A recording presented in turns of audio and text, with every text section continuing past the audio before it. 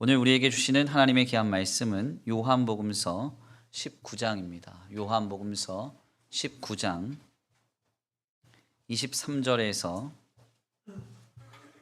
25절까지의 말씀입니다. 요한복음서 19장 23절에서 25절까지의 말씀, 제가 가진 신약성경 180페이지입니다. 신약성경 180페이지. 다 찾으신 줄 알고 다 같이 한 목소리로 봉독합니다. 시작. 군인들이 예수를 십자가에 못 박고 그의 옷을 취하여 네 깃에 각각 한 깃씩 얻고 속옷도 취하니 이 속옷은 호지 아니하고 위에서부터 통으로 짠 것이라. 군인들이 서로 말하되 이것을 찢지 말고 누가 얻나 제비뽑자 하니 이는 성경에 그들이 내 옷을 나누고 내 옷을 제비뽑나이다 한 것을 응하게 하려 함이로라. 군인들은 이런 일을 하고 예수의 십자가 곁에는 그 어머니와 이모와 글로바의 아내 마리아와 막달라 마리아가 섰는지라. 아멘. 할렐루야. 아멘. 할렐루야. 아멘. 오늘도 하나님의 예비하신 귀한 은혜가 있는 줄 믿습니다. 귀한 시간 하나님의 은혜로 새롭게 되시고 하나님의 귀한 말씀 가운데 힘을 얻고 변화받는 귀한 시간 되시길 간절히 축원합니다. 다 같이 믿음으로 선포하겠습니다. 다 잘 되고 있습니다. 하나님이 하십니다. 시작. 다 잘 되고 있습니다. 하나님이 하십니다. 아멘. 다시 한번 믿음으로 선포합니다. 십자가 곁에서 영광을 봅시다. 십자가 곁에서 영광을 이룹시다. 시작.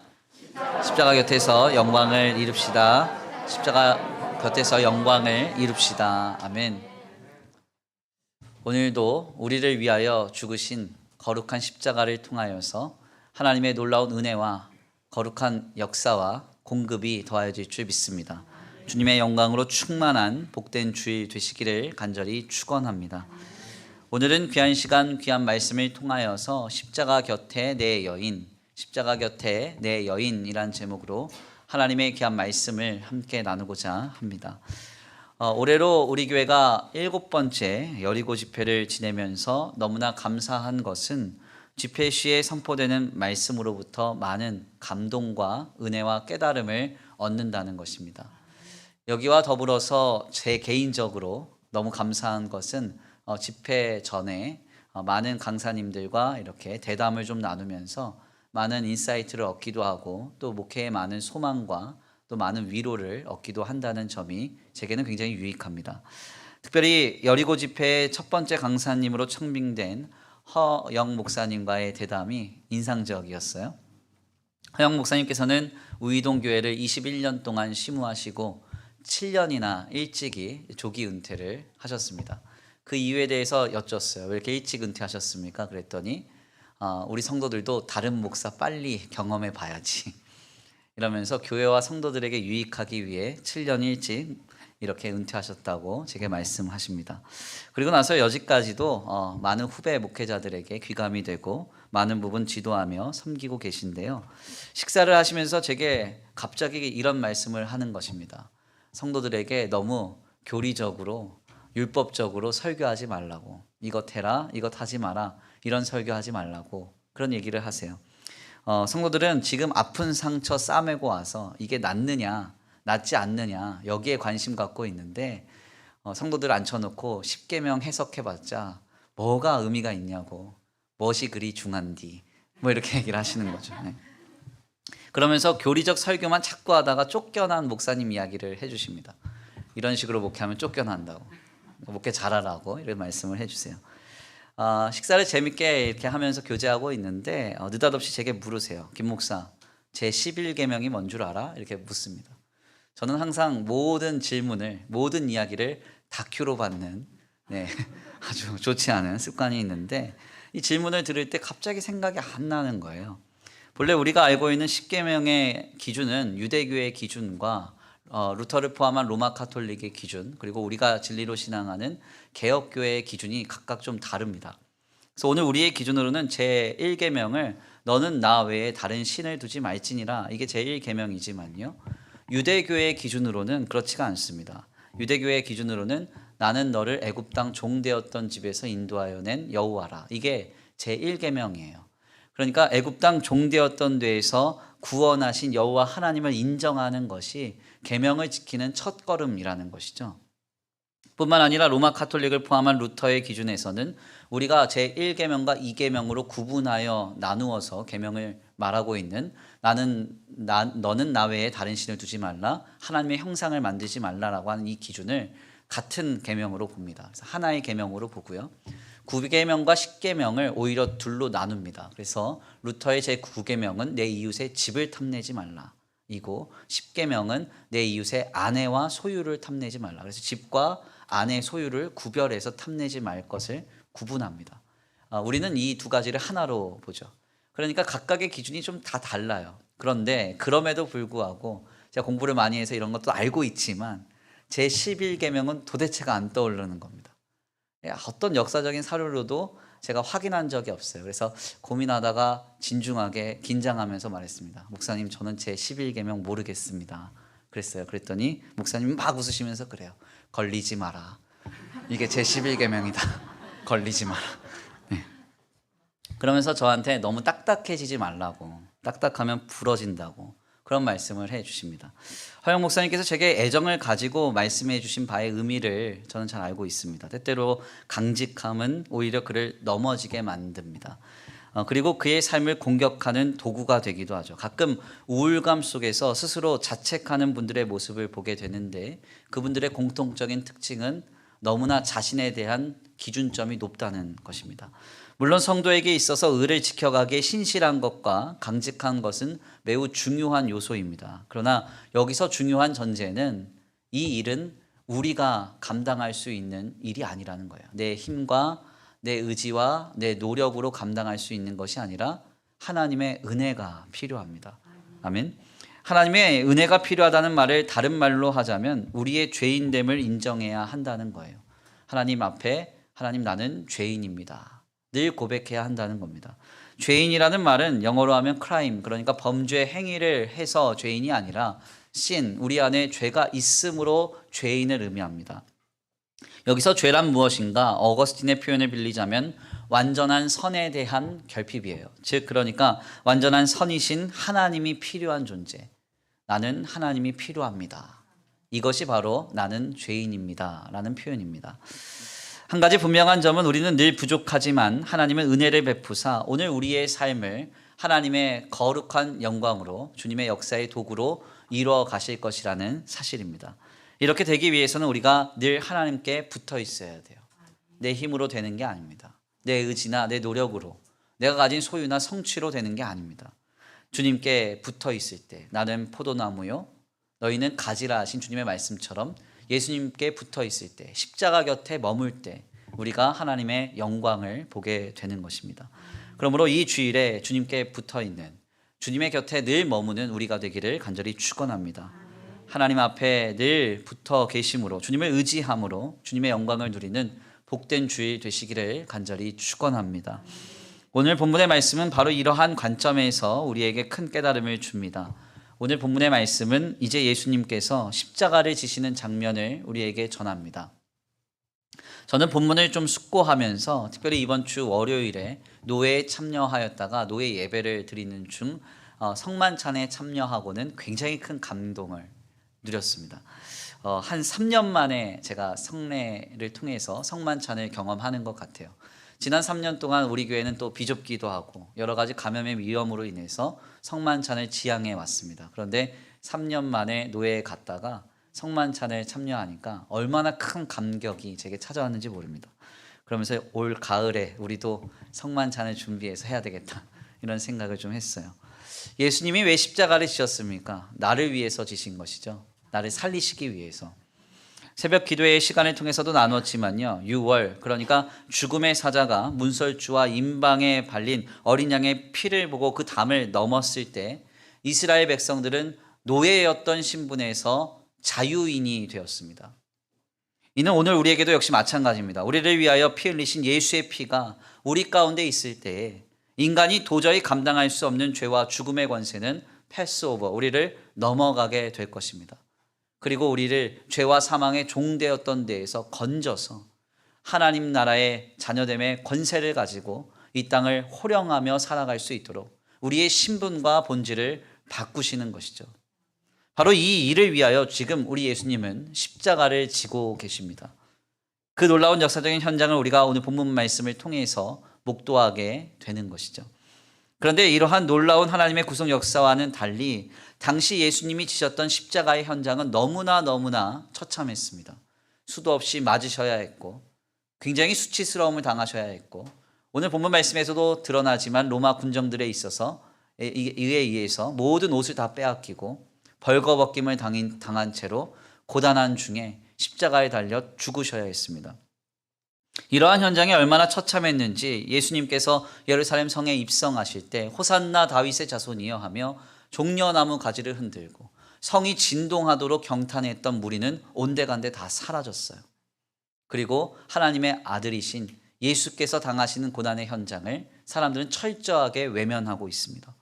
너무나 처참했고 너무나 수치스러웠습니다. 그런데 요한복음서 기자는 모두가 다 떠나버린 하물며 제자들마저 등져버린 그 십자가의 곁에 4명의 여인이 있었다고 우리에게 전하고 있습니다. 오늘 본문 말씀 25절인데요. 우리 함께 다 같이 봉독합니다.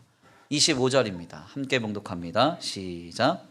예수의 십자가 곁에는 그 어머니와 이모와 글로바의 아내 마리아와 막달라 마리아가 섰는지라. 아멘. 예수님의 십자가 곁에 어머니와 이모와 글로바의 아내 마리아와 막달라 마리아가 서 있었다. 성경이 그렇게 말합니다. 얼마나 수치와 모멸이 가득했던 자리였는지 방금 전까지도 환호하며 경탄했던 무리들이 다 등 돌렸던 그 자리에서 그 처참한 십자가의 현장에서 4명의 여인만은 십자가 곁에 서 있습니다. 먼저는 예수님의 어머니 마리아고요. 두 번째는 예수님의 이모입니다. 세 번째는 글로바의 아내 마리아고요. 네 번째는 막달라 마리아라고 하는 이 여인입니다. 성경은 이 4명의 여인이 예수님 곁에 서 있었다고 증거합니다. 주님은 영원히 기록되어 선포되는 하나님의 말씀을 통해서 이 4명의 여인이 십자가 곁에 머물렀다는 이 사실을 통해 오늘 우리에게 무엇을 말씀하시고자 하시는 것일까요? 우리는 먼저 이 4사람들에 관해서 상고해 보려고 합니다. 먼저는 예수님의 어머니 마리아입니다. 우리가 잘 알고 있는 바와 같이 예수님의 어머니 마리아는 동정녀의 몸으로 예수님을 잉태했습니다. 유대 율법으로는 보았을 때 도저히 상상할 수 없는 일이 그에게 닥친 것이죠. 그는 처녀의 몸으로 임신했다라는 명분으로 즉결 심판을 받아 죽을 수밖에 없었습니다.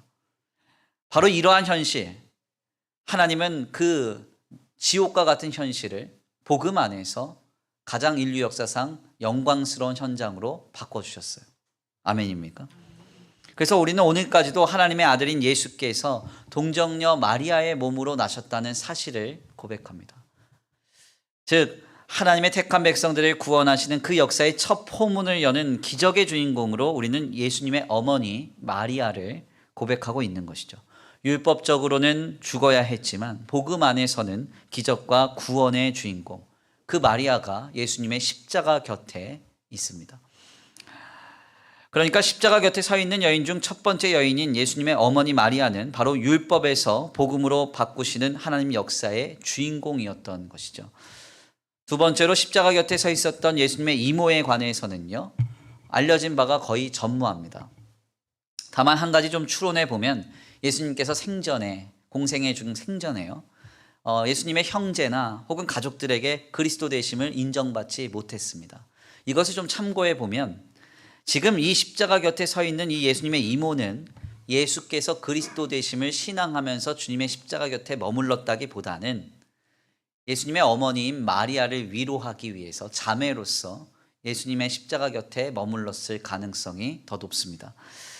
그러나 훗날 예수님의 형제인 야고보를 비롯한 가족과 형제들이 예수를 그리스도로 인정하고 주께로 돌아오는 역사가 있었음을 좀 참고해 보면 아마도 이 예수님의 이모가 십자가 곁에서 우리 예수님이 돌아가시는 그 현장을 보고 가족들에게 증언함으로써 그것이 복음의 씨앗이 되고 믿음의 씨앗이 되어서 바로 예수님의 많은 가족과 형제들을 하나님의 복음으로 인도했을 것으로 사료가 됩니다.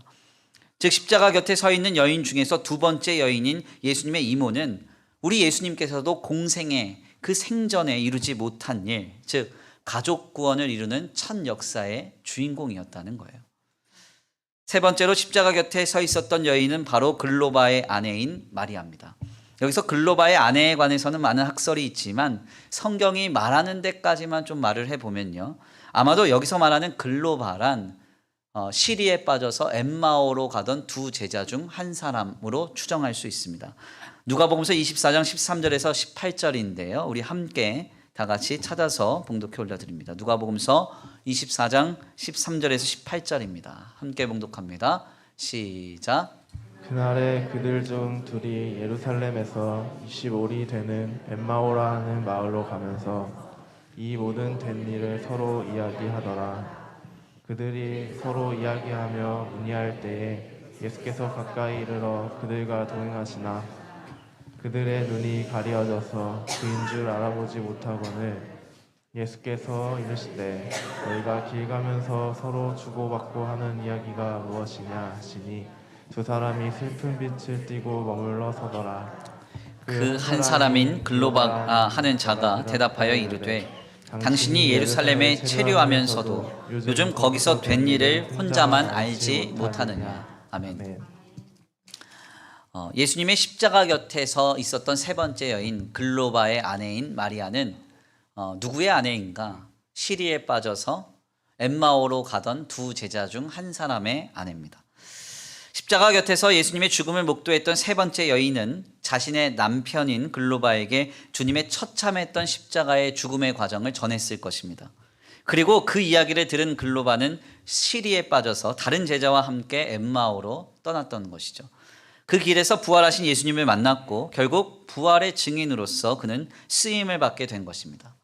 여기서 한번 우리가 상상력을 좀 동원해 보세요. 만약에 글로바의 아내가 십자가의 곁에서 예수님의 처참했던 십자가의 죽음의 과정을 전혀 보지 못하고 그냥 이런저런 소문으로 어떤 일이 벌어졌는지 대강 듣고 말았다라고 한다면 글로바도 그 십자가의 죽음의 처형의 현장을 바르게 듣지 못했을 것입니다. 그러면 그가 여기저기를 돌아다니다가 혹여 부활의 예수님을 만났다 하더라도 오늘 본문 말씀 우리가 찾아서 읽었던 누가복음서에서 나타난 놀라운 이 엠마오의 현장에서 부활의 증인으로서 변화받는 감격과 기적의 역사가 없었을 거예요. 무슨 이야기입니까? 이것은 글로바가 십자가 곁에서 예수님의 죽음을 정확하게 목도했던 자신의 아내의 이야기를 전해 들었기 때문이라는 겁니다. 바로 여기에서부터 글로바가 엠마오로 가던 중에 부활의 예수님을 만나고 거기서 그의 모든 것이 변화받는 역사가 시작이 되었던 것이죠. 즉 십자가에 서 있었던 여인 중에 세 번째 여인인 글로바의 아내는 부활의 증인을 이루는 역사의 주인공이었던 것입니다. 마지막으로 십자가 곁에 있었던 여인의 이름은 바로 막달라 마리아입니다. 막달라 마리아는 7 귀신에 들려서 소망이 없던 여인이었어요. 유대인의 어법으로 좀 살펴보면 특별히 학자들은 7 귀신에 들렸다는 말이 완전한 부도덕을 뜻한다고 그렇게 말합니다. 즉 막달라 마리아는 육체적으로나 심리적으로나 매우 부도덕하여서 도저히 치유받을 수 없는 여인이었다는 거예요. 바로 이 여인에게 예수님이 찾아오셨고 그를 치유해 주십니다. 바로 이 여인이 예수님의 십자가 곁을 지키고 서 있는 거예요. 놀랍게도 이 여인은 십자가 곁을 지키고 서 있었을 뿐만 아니라 다른 복음서들에 따르면 막달라 마리아는 부활의 첫 증인으로, 부활을 처음 목격한 증인으로 우리에게 증거가 됩니다. 즉 이 여인은 교회사 속에서 굉장히 중요한 의미를 지닌 여인으로 오늘까지도 증거가 되고 있는 것이죠. 십자가 곁에 서 있었던 여인 중 네 번째 여인인 막달라 마리아는 그러므로 도저히 소망 없는 자를 치유하시고 생명을 주셔서 하나님의 큰 일을 이뤄가는 역사의 도구로 사용하시는 그 역사의 주인공을 전하고 있습니다. 바로 이 네 명의 여인이 십자가 곁에 머물러 있었다는 거예요. 이것은 참으로 인상적인 증언입니다. 율법적으로는 죽어야 했지만 복음 안에서는 기적의 주인공인 마리아가요 십자가 곁에 서 있습니다. 예수님조차 생전에는 이루지 못했지만 온 가족을 진리로 인도하는 역사를 이루는 그 씨앗을 뿌리는 주인공 예수의 이모가 십자가 곁에 서 있습니다. 주님의 소식을 듣고 시리에 빠졌지만 부활하신 예수님을 만나 부활의 증인으로서 세워질 글로바에게 증거할 증인으로서 바로 글로바의 아내 마리아가 예수의 십자가 곁에 서 있습니다. 그리고 7 귀신에 들려서 도저히 소망 없을 때 치유를 받아 영생을 누리고 결국 부활의 첫 증인으로서 교회사 속에서 가장 귀하게 증거가 되는 이 여인 막달라 마리아가 십자가 곁에 서 있습니다. 우리 하나님께서는 이것을 통해서 우리에게 무엇을 말하고자 하시는 것일까요?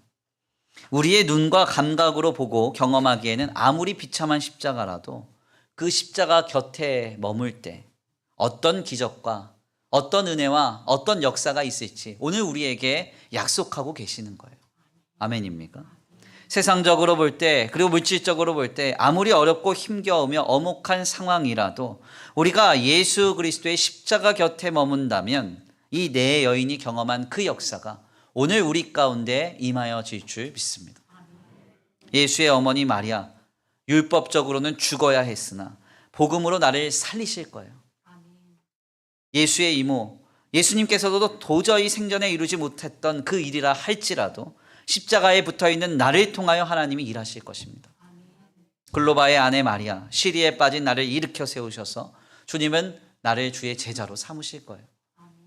막달라 마리아, 도저히 7 귀신에 들려서 소망이 없을지라도 나를 살리셔서 하나님 나라의 역사의 큰 도구로 나를 통하여 일하실 것입니다.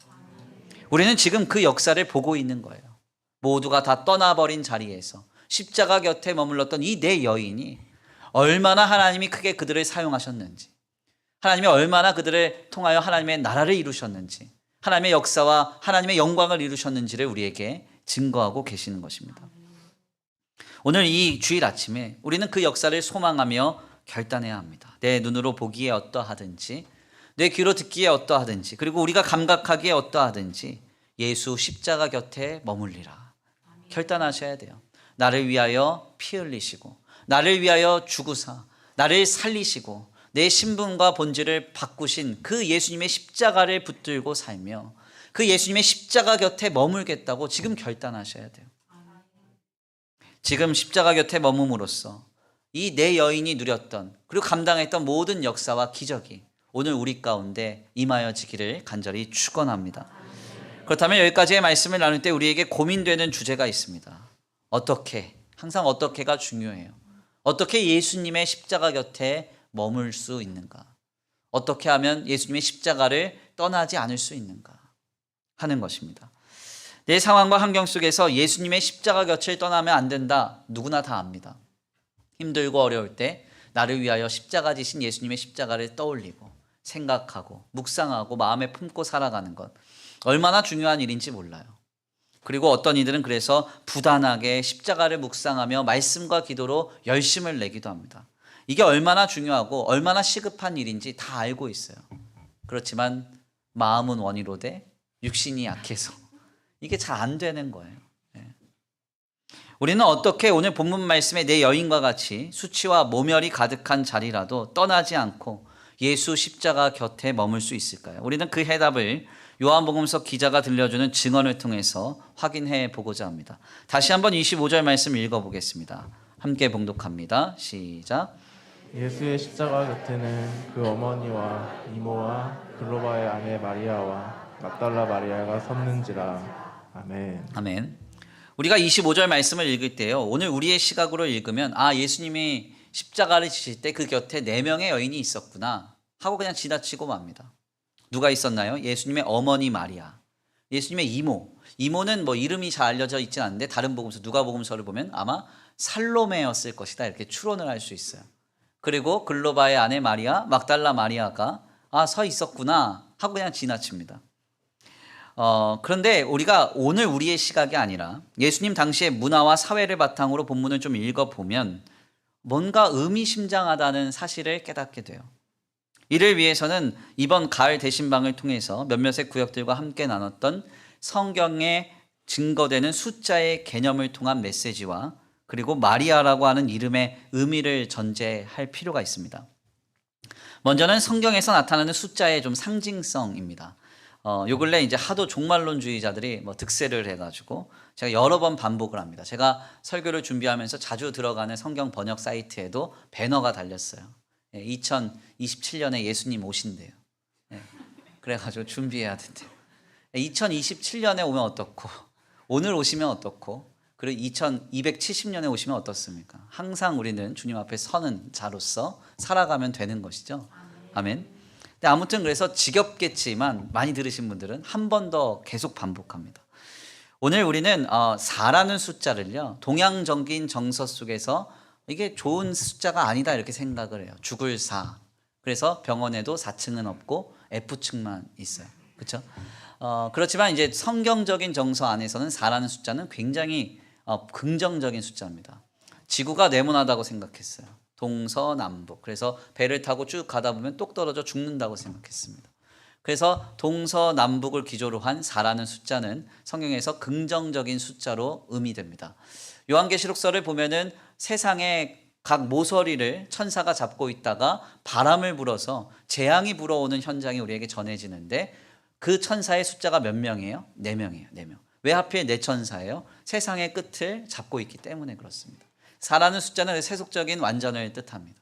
3이라는 숫자는 영적인 완전을 뜻해요. 아브라함이 나그네를 영접합니다. 영접하고 보니까 그 나그네가 천사였는데 나그네가 몇 사람이었어요? 3사람이었어요. 3이라는 숫자는 긍정적으로 또 이해가 될 필요가 있는 거죠. 4라는 완전한 숫자에 3이라는 완전한 숫자를 더합니다. 그럼 7이 되죠. 7은 어떤 숫자일까요? 완전에 완전을 더한 숫자이기 때문에 긍정적인 숫자가 됩니다. 그래서 럭키 세븐. 왜 럭키 세븐이냐? 왜 행운의 숫자냐? 서양의 그 문화가 기독교 정신에서 기인되었기 때문에 그렇습니다. 완전에 완전을 더한 숫자이기 때문에 그래요. 그러면 완전한 숫자 4에 완전한 숫자 3을 곱합니다. 그럼 몇가 되죠? 수학 안 하셨어요? 4 곱하기 3은 12입니다. 예수님이 제자를 부르신데 12제자를 부르세요. 왜 하필 12제자인가요? 네, 왜 하필 12명이에요? 완전에 완전을 더한 곱한 겁니다. 그래서 예수님의 제자들은 많았습니다. 120문도와 500여 제자가 있었지만 성경의 포커싱은 12제자에 맞춰 있어요. 왜? 예수님께서 제자를 삼으심은 완전하다. 이 메시지가 담겨져 있는 겁니다. 요한계시록서를 보면은 그런 것도 있죠. 저도 요 근래 이제 자꾸 편지가 와요. 신천지에서. 저보고 회개하래요. 깨달아야 된답니다. 큰일 난다고 편지가 옵니다. 14만 4천에 들어가야 된다고 하면서 편지가 계속 오는데 14만 4천은 12지파 곱하기 12,000명을 곱한 겁니다. 그래서 주님이 구원하신 숫자가 14만 4천이다. 여기서 담겨진 의미는 진짜 14만 4천 명만 구원한다는 의미가 아니라 하나님이 구원하시는 백성들은 완전하다. 한 명도 놓치지 않고 주님은 구원하신다. 이 의미를 담고 있는 거예요. 마태복음서를 좀 살펴보면요. 마태복음서에서도 이런 내용이 전해집니다. 1장 17절 보니까 그런즉 모든 대수가 아브라함부터 다윗까지 14대, 다윗으로부터 바벨론으로 사로잡혀 갈 때까지 14대, 그리고 바벨론으로부터 그리스도까지 14대. 14대가 3번 반복이 됩니다. 그러면 이게 실제적인 족보의 그 내용이냐? 그렇지는 않습니다. 역대기서를 보면은 14대, 14대, 14대가 아니라 더 많습니다. 근데 축약해서 마태복음서는 14대, 14대, 14대로 전해지고 있어요. 왜 그러냐? 7이라는 완전 숫자를 2개 더한 14가 3번 완벽하게 반복되는 것이 예수님의 족보다. 즉 그리스도께서 오심은 완전하다. 아멘입니까? 이것을 말하고 있는 거죠. 반면에 조금 다른 내용인데 완전한 숫자 7에서 하나를 빼면 6이 됩니다. 6은 어떤 숫자일까요? 부정한 숫자가 되죠. 왜? 완전한 거에서 하나가 빠지니까요. 이 6이 3개가 붙어 있습니다. 완전하게. 그럼 666이 되죠. 이건 뭐예요? 완전한 부정이 되는 거예요. 그래서 예수를 그리스도로서 믿지 않고 배교하게 만드는 모든 것. 그래서 예수님 당시에는 이것이 로마 황제였고 지금 우리에게는 돈이나 자녀나 문화나 이성이나 혹은 명예 등이 될 수 있습니다. 자, 이런 정서를 우리가 좀 알고 이런 문화를 알고 상징을 알고요. 오늘 본문 말씀을 다시 한번 상고해 보겠습니다. 25절입니다.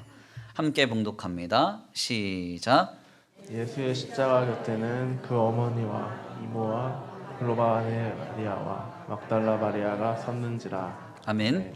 25절 말씀에 따르면 지금 요한복음서는 십자가 곁에 있는 4명의 여인을 소개하면서 특별히 마리아라고 하는 이름을 가진 여인이 3명 있었음을 말합니다. 예수님의 어머니 이름이 뭐예요? 마리아입니다. 모르는 사람 아무도 없어요. 예수님의 이모는 아마 살로메였을 것이다 추정을 합니다. 그리고 나서 글로바의 아내 마리아, 막달라 마리아가 증거가 되죠. 마리아라는 여인 셋이 있었다. 성경에서 그렇게 말하고 있는 겁니다. 그렇다면 이 마리아라는 이름이 3번 증언됨으로써 어떤 메시지를 선포하고 있다는 확장적인 해석을 우리가 할 수 있는데요. 본문을 이해하는 그래서 두 번째 배경인 마리아라는 이름이 무엇인가를 좀 상고해 보겠습니다. 먼저 마리아라는 이름의 어원에 관해서는 학자들 간에 이견이 있고 어떤 의미인지 확실하게는 잘 모릅니다. 그렇지만 몇몇 학자들은 마리아라는 이름이 쓰다라는 뜻의 히브리말 마라에서 왔다고 추정을 해요. 그래서 성경에 등장하는 마리아라고 하는 여인의 인생을 들여다보면 모두 쓰디쓴 인생입니다. 예수님의 어머니 마리아도 처녀의 몸으로 아이를 잉태한 거예요. 얼마나 쓰디쓴 인생입니까? 생각해 보세요. 내 딸이 청년인데 배가 막 불러와요. 와, 환호하는 사람이 어디 있어요? 그렇죠? 환호하시려나 보네. 뭐 저출산 시기니까. 너무 어려운 쓰디쓴 인생. 그리고 막달라 마리아도 7 귀신에 들린 쓰디쓴 인생이에요. 베다니의 마리아는요, 베단이라는 그 도시의 이름의 뜻이 슬픈 자들의 도시예요.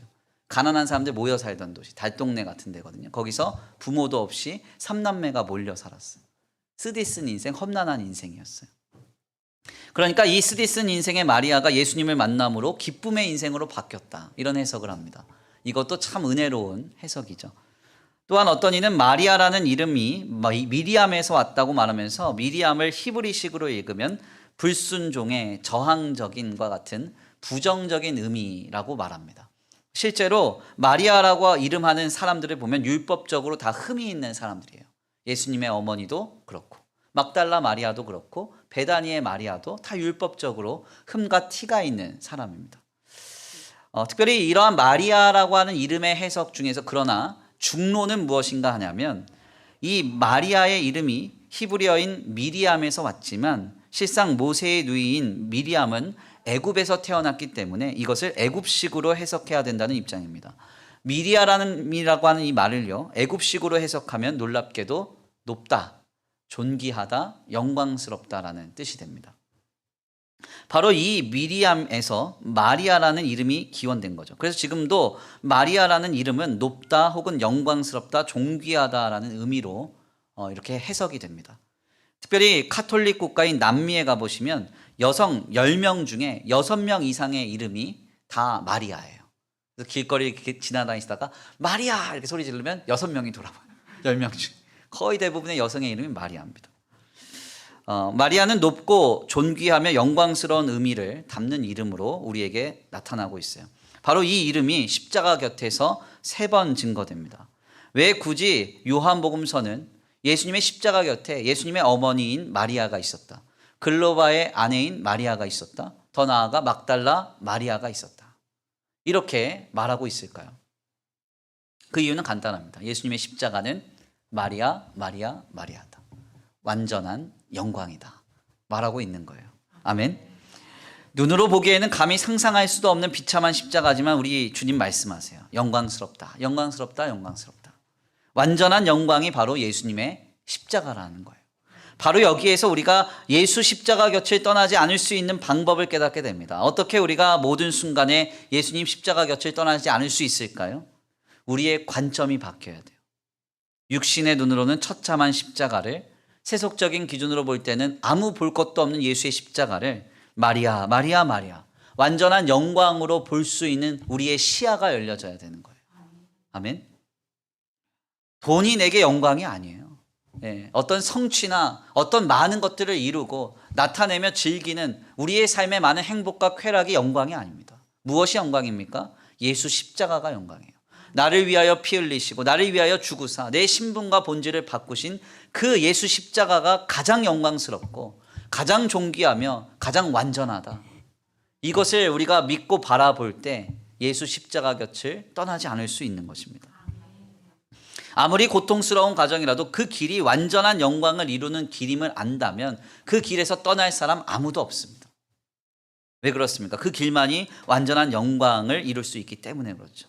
우리가 이런저런 상황과 형편과 조건 속에서 삶을 살아가면서 우리의 믿음이 자꾸 흔들리고 낙심되며 세상의 많은 것들을 동경하며 상처받거나 실망하는 이유 무엇입니까?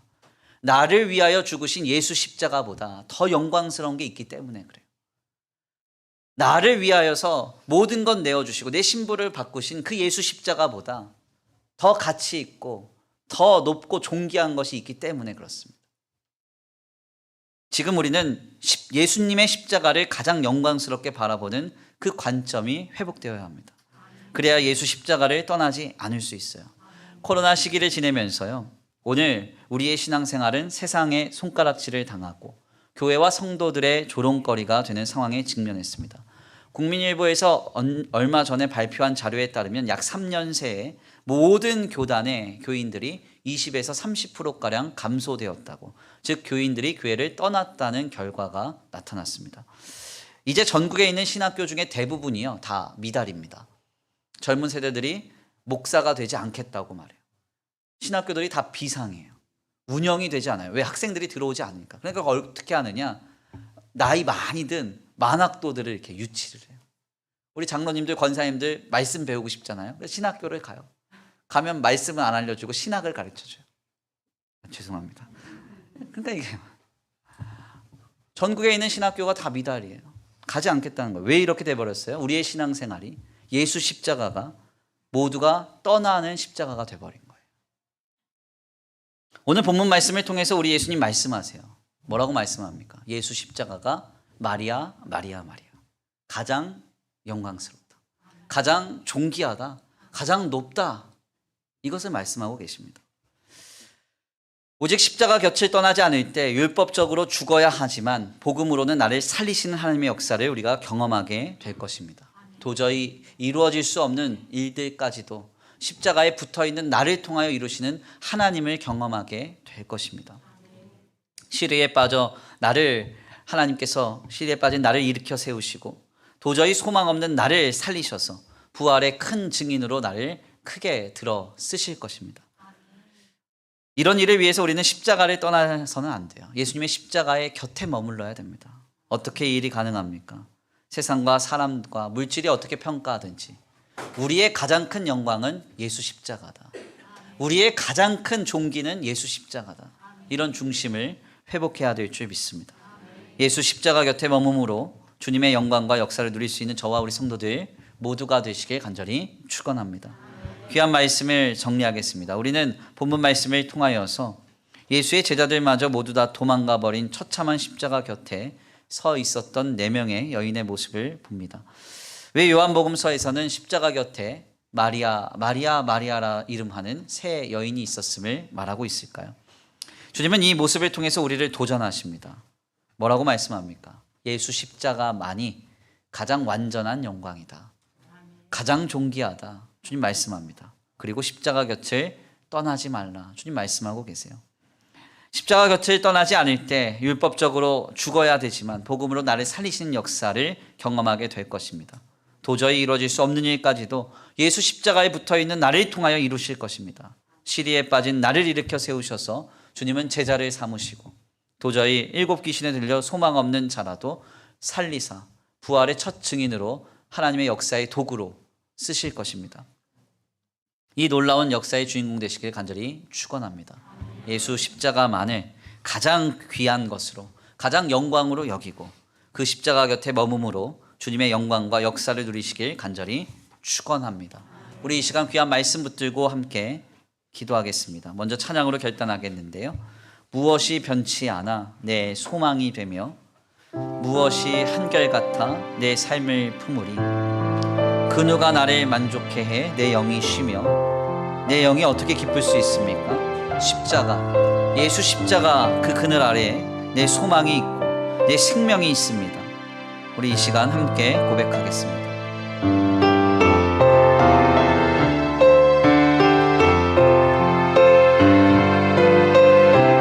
무엇이 변치 않아 무엇이 변치 않아 내 소망이 되며 무엇이 한결같아 무엇이 한결같아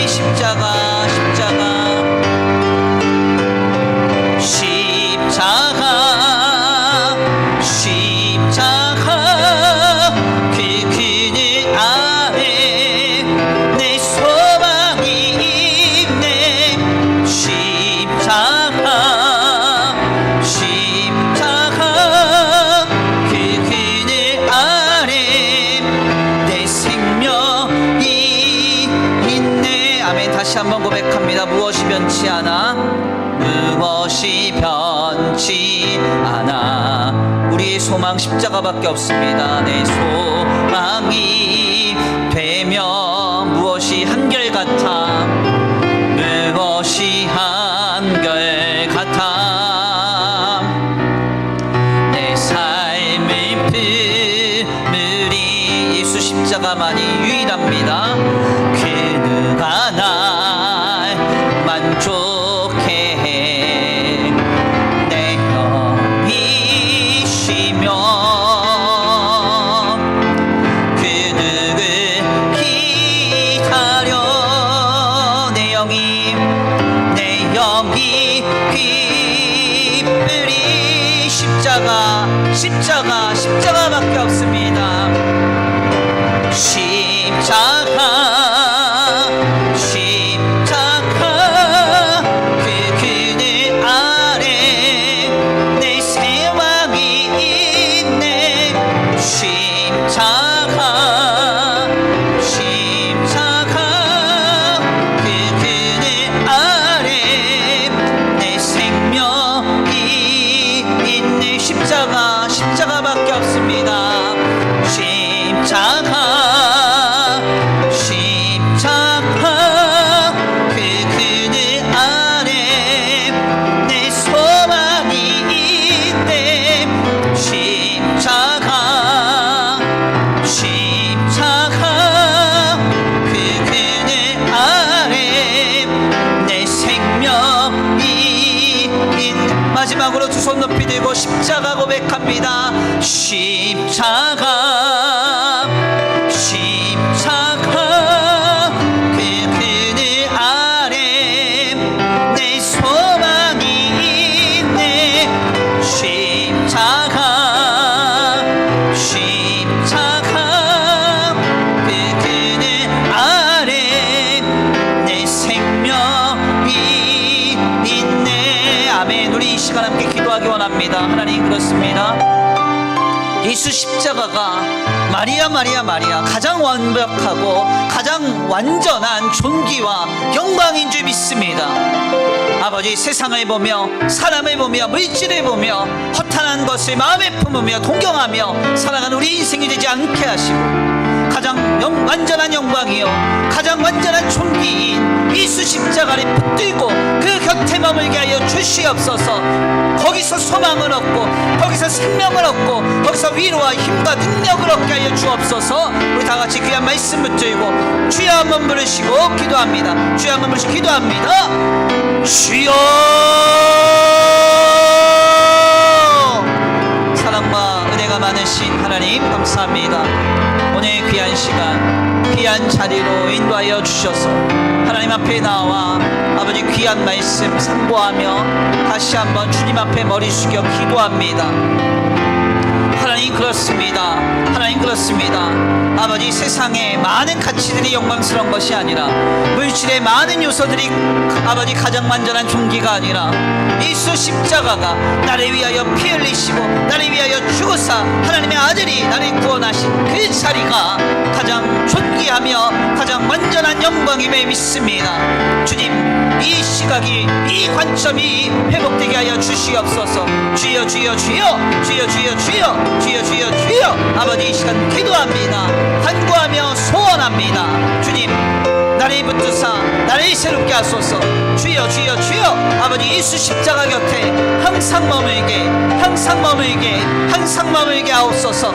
주님, 세상의 많은 요소들의 영광스럽게 여김으로 허탄한 내 마음을 등으로 낙심하거나 실망하거나 아파하는 일이 없게 하시고 나를 위하여 피 흘리시고 나를 위하여 죽으사 아버지 나를 하나님의 자녀 삼으신 그 예수님의 십자가의 그 자리를 가장 존귀하며 가장 영광스러운 자리를 여김으로 인하여 거기서 소망 얻고 생명 얻고 위로와 능력을 얻게 하여 주옵소서. 예수님의 십자가 곁에 머무는 자에게 4명의 여인들이 누렸던 기적과 같은 역사, 하나님의 놀라운 구원의 역사, 하나님께서 일하시는 하나님 나라의 큰 일을 이루는 그 역사가 하나하나 이루어지게 하시고, 오 주여, 이 시간 기도하며 간구하며 소원하옵나니 주여 아버지, 예수 십자가 곁에 머무는 우리 성도들을 통하여 하나님 크게 일하여 주옵소서. 역사하여 주옵소서. 인도하여 주옵소서. 함께하여 주옵소서. 오실 줄 믿습니다. 인도하실 줄 믿습니다. 역사하실 줄 믿습니다. 주님 도와주옵소서. 주님 도와주옵소서. 십자가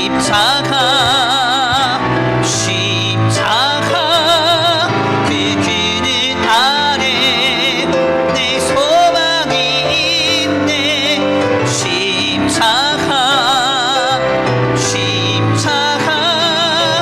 그 그늘 아래 내 생명이 있네. 십자가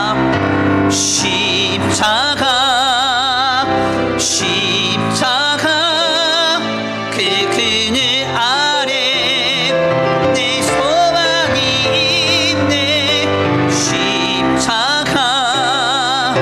십자가 그 그늘 아래 내 생명이 있네.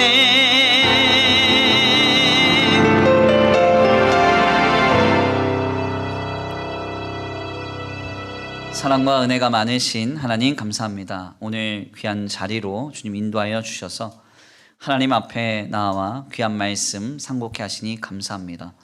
모두가 등 돌려 떠난 자리에서 십자가 곁에 내 여인이 서 있습니다. 하나님, 우리도 예수님의 십자가를 가장 존귀히 여기고 가장 완벽한 영광으로 여기며 예수 십자가 곁을 떠나지 않기를 원합니다.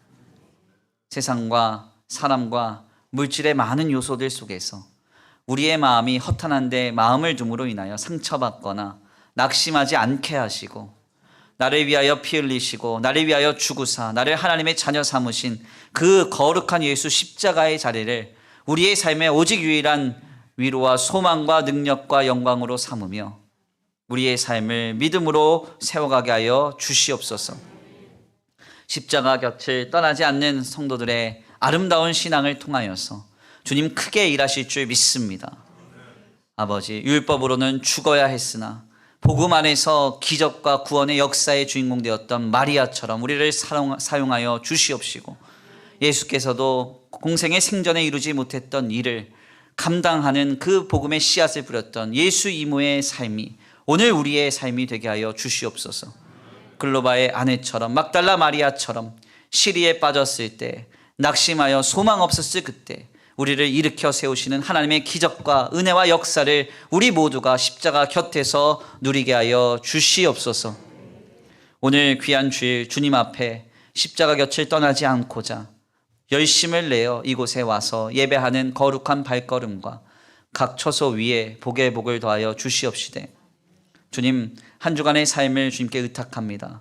돌아가는 발걸음 안전히 거하게 하시고 모든 삶의 순간에 우리를 눈과 같이 지켜 보호하여 주셔서 죄와 사망의 종되어 끌려다니지 않고 하나님 나라의 자녀로서 자녀됨의 권세를 가지고 이 땅을 호령하며 살아가게 하여 주시옵소서. 이 시간 주님 앞에 귀한 예물 올려드립니다. 이 예물이 쓰여지는 곳곳마다 영혼과 생명이 살아나게 하시고 하나님의 나라와 주님의 복음을 위하여 쓰임받는 거룩한 예물 되게 하여 주시옵시되 주님, 이 예물 드려진 손길 위에 복의 복을 더하사 아버지, 세계 경제의 위기와 한국 사회의 어려움 속에서 주님께 대한 신앙의 고백으로서 올려지는 이 거룩한 예물의 손길을 기억하시고 하늘문을 여시사 이삭이 흉년 속에서도 100배의 결실을 얻었던 복과 은혜와 공급을 30배, 60배, 100배로 내려 주옵소서. 도우실 줄 믿고 감사함을 올려드리오며 사랑과 은혜가 많으신 우리 구주 예수 그리스도의 이름으로 감사하며 기도 올려드립니다. 아멘. 이제는 우리 주 예수 그리스도의 은혜와 성부 하나님의 극진하신 사랑하심과 성령 하나님의 내주교통하심이 오늘 귀한 말씀 가운데 깨닫고 예수 십자가만이 가장 완전한 종기요 영광임을 알고 예수님의 십자가 곁을 결코 떠나지 않기로 결단하는 모든 성도들 머리 위에 이제로부터 영원토록 함께 있을지어다.